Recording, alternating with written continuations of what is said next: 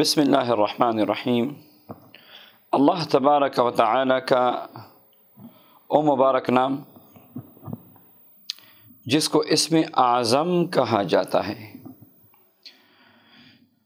حدیث پاک میں ہے اسم اعظم کو 3 صورتوں میں تلاش کرو: سورہ بقرہ، سورہ آل عمران اور سورہ طٰہٰ۔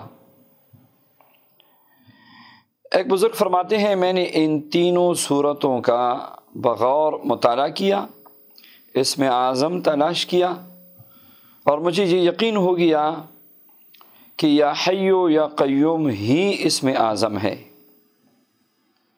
کیونکہ سورہ بقرہ میں آیت الکرسی ہے جس کی شروع ہے اللہ لا الہ الا ہو الحی القیوم۔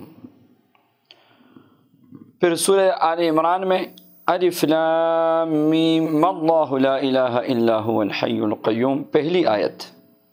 سورہ طٰہٰ میں وعنت الوجوہ للحی القیوم۔ تو یہ الحی القیوم، یا حی یا قیوم، یا حی یا قیوم سورہ بقرہ میں بھی ہے، سورہ آل عمران میں بھی ہے اور سورہ طٰہٰ میں بھی ہے۔ اور تفاسیر نے لکھا ہے کہ آصف بن برخیہ جو حضرت سلیمان علیہ السلام کے دربار میں وزیر تھا، اور انہوں نے عرض کیا کہ میں بلقیس کا تخت پلک چپکتے حاضر کر سکتا ہوں۔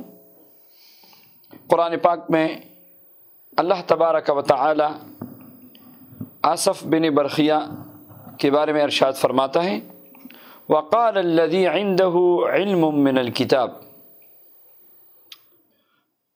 یعنی جس کے پاس کتاب کا علم تھا۔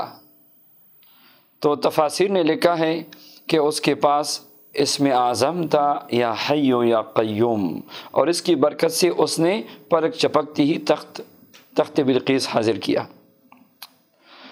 بنی اسرائیل نے حضرت موسیٰ علیہ السلام سے پوچھا اللہ تبارک و تعالی کے اسم اعظم کے بارے میں، تو آپ نے ارشاد فرمایا احین اشراحین، جس کا عربی ترجمہ ہے یا حی یا قیوم۔ اور تفسیر قرطبی نے لکھا ہے کہ یہی او مبارک اسم ہے جس کی برکت سے حضرت سیدنا عیسیٰ علیہ السلام مردوں کو زندہ کرتے تھے، اور یا حی یا قیوم پڑھ کے دعا فرماتے اور پھر فرماتے قم باذن اللہ۔ تو قبر سے جو بندہ فوت ہو چکا تھا سام بن نوح، قبر سے زندہ کر کے اٹھایا، اور اس طرح واقعات اور بھی ہیں۔ تو یا حی یا قیوم ہی وہ اسم اعظم ہے جس کی برکت سے دعائیں قبول ہوتی ہے۔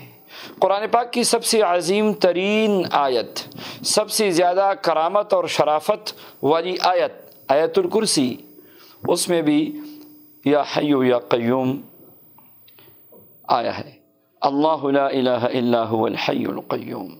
تو آئیے کم از کم 3 بار اس کو دعا میں پڑھ لیجئے اور اللہ سے مانگے جو مانگنا چاہتے ہیں، اور کثرت سے پڑھیے یا حی یا قیوم، کثرت سے پڑھیے، اٹھتے بھی، بیٹھتے، چلتے پھرتے، لیٹتے اب پڑھی، یہاں تک کہ اس کی برکات اب پہ کھل جائے۔